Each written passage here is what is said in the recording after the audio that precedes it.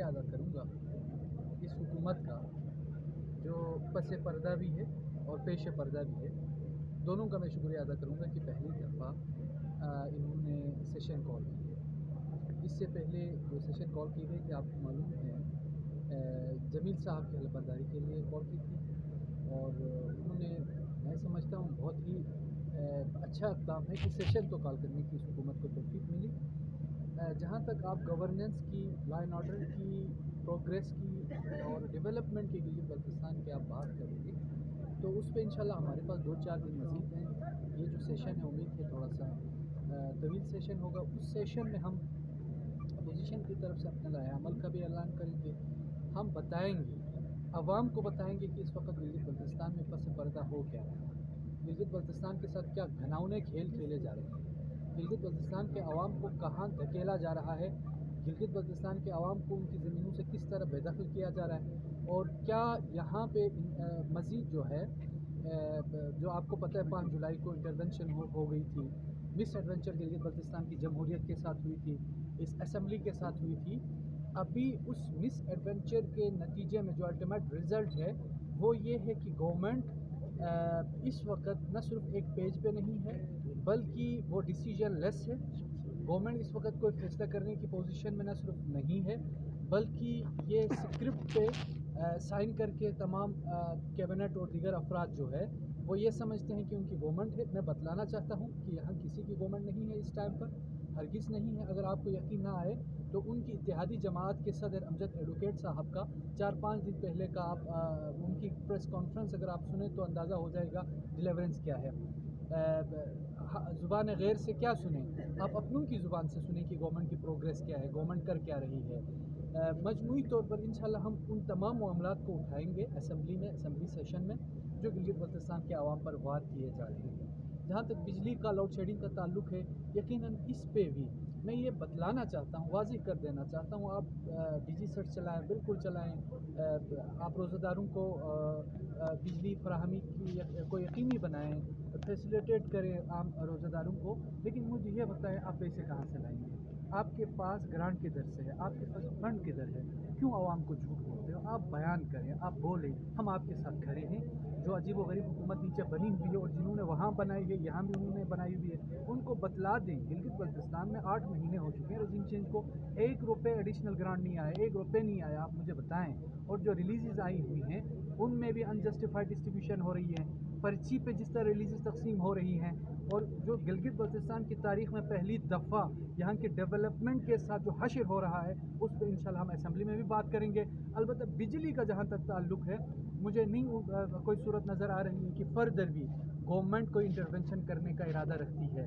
کچھ ہمارے دور میں کچھ ہم وہ اقدام اٹھانا چاہ رہے تھے وہ اپنی جگہ پہ ابھی تک اسٹیگننٹ ہے۔ اس میں سے ایک شنجن گورنمنٹ کے ساتھ سگالی کی بنیادوں پر شنجن گورنمنٹ گلگت بلتستان کو بجلی فراہم کرنا چاہ رہی تھی۔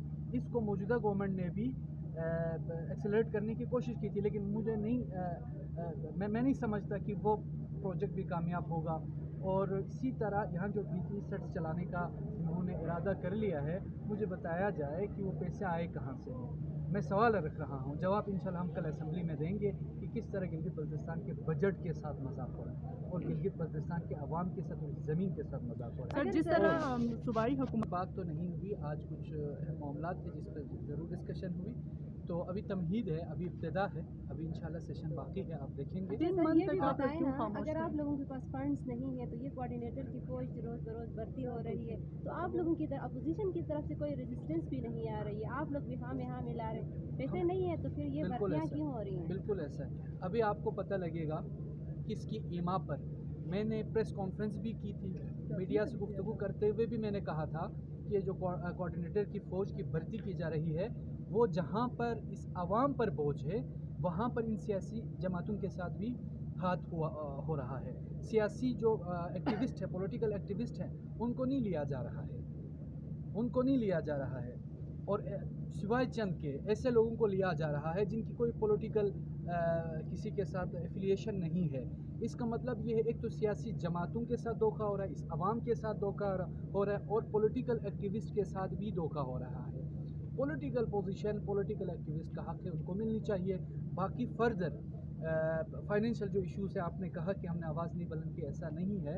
मैंने मीडिया को भी बयान जारी किया था, मैं आवाम के दरमियान में भी हूँ कि अभी जो एक तरफ हकीकत ये है कि इस गवर्नमेंट के पास पैरास्टामोल खाने की गोली नहीं है और उधर से पूरी फौज की भर्ती और मज़ीद हो रही है, और वो ये गवर्नमेंट फैसला नहीं कर रही है, ये जो इत्तेहादी जमातें हैं वो फैसला नहीं कर रही है, वो फैसले कहीं और से हो रहे हैं। Thank you. उन जो कहीं और से हो सर, रहे एक हैं लास्ट उनसे मैं अहम गुजारिश सवाल है करता हूँ कि रहम रिसेंटली करें। एसईओ के खिलाफ रहम आप करें, लोगों ठीक ने है। जो आवाज़ उठाए थे उसके खिलाफ आप और नज़ीर एडवोकेट और बहुत सारे लोगों के खिलाफ उन्होंने किरदार कशी का एक मुहिम चलाया था, उस हवाले से आप लोगों ने क्या इक़दाम उठाए? देखें, जहाँ तक हम सियासी नुमाइंदे हैं, जो भी हमारे ऊपर ज़ुबान दराजी करें उनको पूरा हक़ है करें, लेकिन मेरे हवाले से कोई काबिल गिरफ्त, काबिल ताज़ीर कोई एलिगेशन नहीं लगाई है। अगर लगाते तो इंशाल्लाह मैं कोर्ट से रुजू करता, लेकिन ऐसा कुछ नहीं हुआ है। ये कहा है कि आपने उस वक्त आवाज़ क्यों बुलंद नहीं की, एलिगेशन नहीं नज़ीर है। एडवोकेट और दूसरी बहुत बात, सारे मेंबरान ये के जिस खिलाफ। जहाँ से ये चीज़ें हो रही है कैरेक्टर असैसिनेशन की, मैं उनसे गुजारिश करता हूँ आप सामने आके हमसे लड़ें, ये पीछे से वार ना करें। एससीओ के साथ आज मीटिंग थी, इस वक्त एससीओ की जो प्रोग्रेस है न सिर्फ ख़राब है बल्कि दीगर कंपनीज भी उन पर डिपेंडेंट है, इनकी मोनोपली है, ये चौधरी बन के बैठा हुआ है और ये कंपनी अपने आप को गिलगित बल्तिस्तान का और पाकिस्तान का मालिक समझती है। आप सर्विस प्रोवाइडिंग कंपनी है, आप अगर सर्विस प्रोवाइड नहीं कर सकती तो आप बराह मेहरबानी चली जाए, दीगर कंपनीज आ जाएगी और अच्छी तरह अच्छी कंपनीज आने को तैयार है। और आप है जो यहाँ पे डाइन बन के बैठा हुआ है, ना लोगों को सर्विसेज दे रही है, ना आप लोगों को फैसिलिटेट कर रही है, और इनमें मौजूद मुलाजमीन को भी जो बेसिक पे है गवर्नमेंट सर्वेंट के, वो बेसिक पे भी नहीं दे रही है। तो हर तरफ से इस्तेहसाल का ये गिलगित बल्तिस्तान शिकार है, और यहाँ से कम ओबेश उनके अपने नुमाइंदों के बकुल 7 से 8 अरब की अर्निंग होती है, वो फेडरल कंसोलिडेटेड फंड में शामिल हो जाता है, और वहाँ से जो जीबी का हिस्सा मिलना था वो हिस्सा नहीं दिया जा रहा है, न ही यूनिवर्सल सर्विस फंड में गिलगित बल्तिस्तान का शेयर है। तो इस पे इंशाल्लाह मैं समझता हूँ एससीओ के आला हुक्काम को इस पे नोटिस लेना चाहिए। हम ये नहीं चाहते कि आपकी एक सर्विस से पूरे इदारे अंडर क्वेश्चन आए, आपकी अपनी नालायकी से जो यहाँ पे आपकी सालमियत के इदारे हैं वो अंडर क्वेश्चन ना आए, उनके अपने मसाइल होंगे तो उस पर हम बात कर सकते हैं, लेकिन आप उनके लिए बदनामी का बाइस ना बने, आप अपनी सर्विसेज को ठीक करें। इस पे फर्दर मंडे को दोबारा हमने मीटिंग कॉल की है, आपको पता है पार्लिमानी कमेटी बनाई गई थी, उस कमेटी में आज एससीओ भी थी और बाकी ऑर्गेनाइजेशंस भी थी, कंपनीज भी थी। फर्दर उसमें सर ये जो दीगर कंपनियां हैं, बल्तिस्तान में जो लाइसेंस कंपनी है फाइबर के हवाले से, वो टोटली आपकी एससीओ के पास है, और दूसरों के पास क्यों नहीं है, इस सवाल का जवाब आपके पास भी है। आसान लफ्ज़ों में भाषा में इस पर मुख्तलिफ लिटिगेशंस भी हुई हैं, मुख्तलिफ इदारों ने इस पर अप्लाई भी किया था, तो ये एक लंबी डिबेट बन जाएगी। इंशाल्लाह उस पर कभी हम दूसरी मीटिंग के बाद बात करेंगे, जो हमारी मंडे को दोबारा एससीओ के ज़िम्मेदारान और दीगर कंपनीज़ के साथ हमारी अमजद एडवोकेट साहब की सरबराही में जो कमेटी कंस्टिट्यूट हुई है, वो जिस नतीजे पे पहुँचे उस नतीजे को लेकर आपके साथ दोबारा बैठेंगे और वाज़ी कर देंगे कि हमारे लिए मुक़द्दस ये आवाम है, ये ज़मीन है, आप अर्न करने आए हैं तो प्लीज़ सर्विस फराहम करें और आप अर्न करें। Thank you.